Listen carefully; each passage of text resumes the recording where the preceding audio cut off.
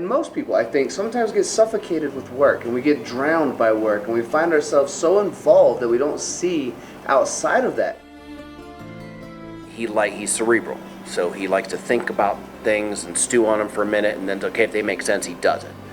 Tanner's the kind of guy where it's like, okay, if this makes sense, okay, let's do it. Why aren't we do it? Okay, why didn't we do this 5 minutes ago, right?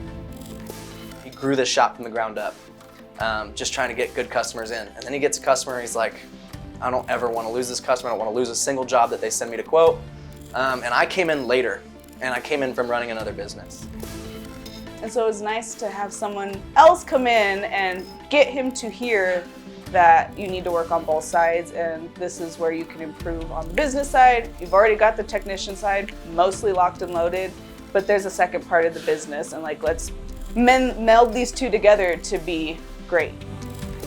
Kind of scale. We've built processes around every little detail in our shop that are repeatable and reproducible as we continue to grow, whereas previously it was needing to get another one of me, or just, like I said, increase my hours. There was a big focus on my hours, and that was the old tactic. New tactic is kind of investing in all these little aspects, so that way we can continue to grow without having to clone myself or Tanner or somebody else out on the floor.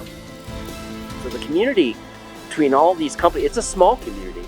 We all know each other. It's a small community, but people want to help other people. Humans, successful humans, want to help other humans be successful.